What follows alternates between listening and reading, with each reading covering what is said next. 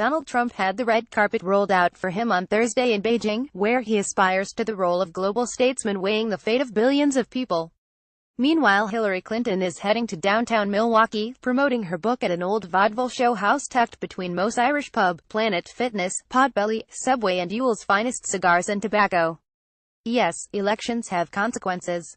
A year to the day after he was declared U.S. president-elect and responded with an unusually gracious victory speech, Trump was being feted by the Chinese President, Xi Jinping, with a military parade and flag-waving children at the Great Hall of the People.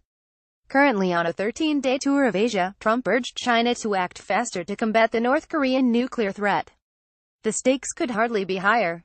Clinton, currently on a 13-week tour of the U.S. and Canada, to promote her election memoir, will spend the grim anniversary on stage at the Riverside Theater in Milwaukee, Wisconsin, where organizers say nearly all 2,558 seats have sold, though on Wednesday some were still available at $55. The choice of actor Bradley Whitford as moderator seems particularly apt, not only because he played White House Deputy Chief of Staff Josh Lyman in The West Wing, but also because more recently he starred in the hit film Get Out, which shows race relations in America to be a horror story. It is hard to imagine what Clinton, who as Secretary of State visited 112 countries and flew the equivalent of 38 times around the circumference of the world, must think when she sees political novice Trump striding the global stage. As he plugs his golf course, rattles old alliances and puts America's commitment to democracy and human rights in question, she could be forgiven for dwelling on how the prize she thought was hers was snatched away. She won the popular vote by nearly 3 million but lost the Electoral College, where an agonizing 77,000 votes in Michigan, Pennsylvania and Wisconsin cost her a place in history as America's first female president. If just 40,000 people across Wisconsin, Michigan, and Pennsylvania had changed their minds, I would have won, Clinton writes in her book, What Happened? With a margin like that, everyone can have a pet theory about why I lost. Hillary Clinton at a campaign rally in Raleigh, North Carolina, on the 8th of November 2016. Photograph Brian Snyder Reuters. Among them is her failure to campaign in Wisconsin during the general election. Whoever scheduled her appearance here on Thursday must have a dark sense of humor. The recriminations continue. Maria Hamilton, whose mentally ill son Dontre was shot 14 times by a white Milwaukee police officer, and who joined other African-American mothers affected by gun violence in campaigning with Clinton around the country, believes that skipping the state was a mistake. It was based on Wisconsin being a blue state, she said this week. They thought Wisconsin was covered. I knew she should have been there. I appreciate that they had their daughter and Bill Clinton and the Obamas, but I believe her staffers should have worked harder to have her there, and Michigan and Ohio. Clinton did go to Wisconsin in March 2016 during the Democratic primaries. The Guardian followed her to an emotional event at a black church in Milwaukee with mothers of the movement whose children had been killed by gun violence or police. Some criticized her rival, Bernie Sanders, for neglecting the issue, but the Vermont senator won the primary, an ominous sign. Hamilton, 57, said I know a lot of Bernie Sanders supporters didn't vote for Hillary Clinton and had no plans to vote for her. A lot of them were white people from the rural areas. We didn't have enough black volunteers in Milwaukee to get black people out, so we needed more volunteers in rural areas. I tell black people who didn't vote that you're just as responsible for Donald Trump being president as white people in rural areas because you didn't go out and vote. Clinton, however, disputes that she took Wisconsin for granted. She writes in the book, if our data or anyone else's had shown we were in danger, of course we would have invested even more, she writes. I would have torn up my schedule, which was designed based on the best information we had, and camped out there. The former First Lady adds, here's the bottom line, I campaigned heavily across Pennsylvania, had an aggressive ground game and lots of advertising, and still lost by 44,000 votes, more than the margin in Wisconsin and Michigan combined. So it's just not credible that the best explanation for the outcome in those states, and therefore the election, was where I held rallies.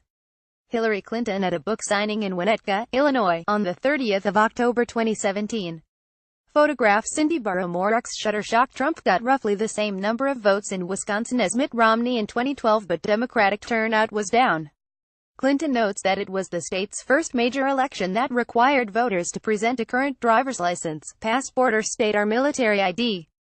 A Mother Jones report found that more than half the state's decline in turnout happened in Milwaukee, which Clinton carried by a 7,718 margin, but where almost 41,000 fewer people voted in 2016 than 4 years earlier. The final result still stings. Hamilton and other mothers of the movement went to Clinton's election watch party in New York. We were there to shatter the ceiling and we were very disappointed and blown away by the decision, she recalled. We didn't stay for the final count. We went back to our hotel rooms and just called it a night. It was like a dream, almost an out-of-body experience.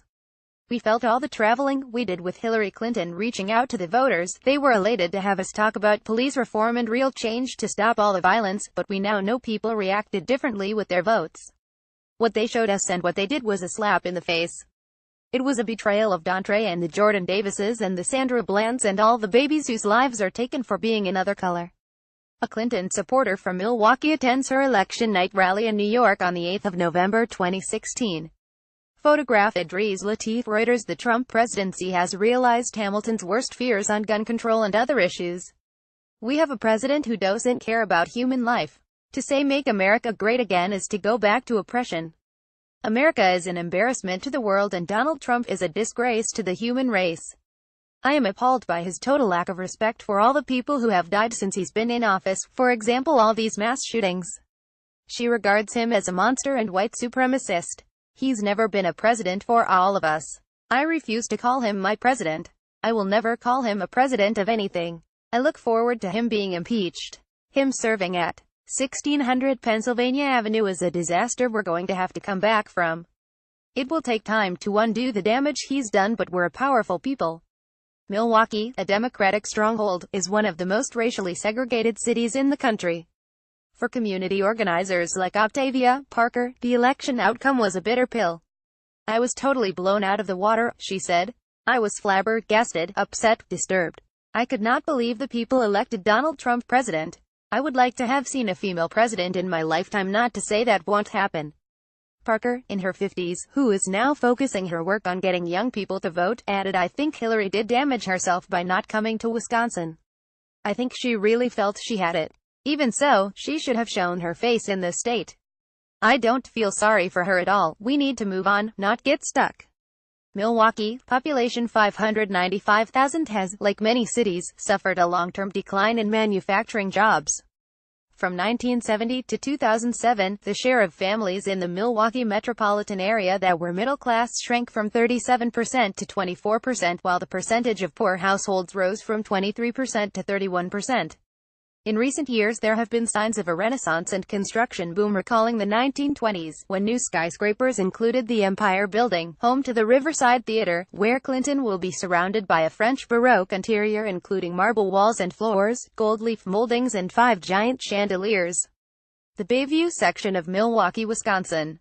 Photograph The Washington Post. Getty Images. A short walk up Wisconsin Avenue is St. James Episcopal Church, which, with a dwindling congregation, held its final service last week after 150 years. Office manager Bob Clark, 68, is packing up. He said Clinton should have come to Wisconsin. She thought she had it sewn up. If she had come here, it would have given her an edge. His friend Lauren Steffen, 63, added she thought she could trust them. She thought she had an understanding with them and had to spend time in more iffy places. We're traditionally a blue state, or that's what she thought, which is making assumptions. Down the avenue is Moe's Irish Pub, where Irish tricolors fly outside and signs point to Guinness. On Wednesday, Louise Bode was drinking with fellow commodity traders. Recalling that disorienting night a year ago, she said, I cried because I have a 12-year-old and I was afraid what the future would hold for her. I also know a family trying to secure a green card for the father of the family now the children might not be with their dad. A diehard Republican who voted for Trump called me last week and said, what the fuck, he's got a son going into the military, so it's really serious. Bode, 51, who canvassed on Clinton's behalf, doubts that her absence from Wisconsin made much difference. I think the big thing was James Comey, who made a late announcement that the FBI was re-examining Clinton's emails. Not coming to this state is a drop in the ocean compared to what happened with Comey. Elections have consequences. As Trump, the most powerful man on the planet, enjoys a state dinner and a cultural performance in Beijing, Clinton will be flogging her memoir on a dark and chilly night in Milwaukee. Next stop, Atlanta. But Bode added, I don't feel sorry for her because I don't think she did it for herself. She did it for the country. So if anything, I feel sorry for the country.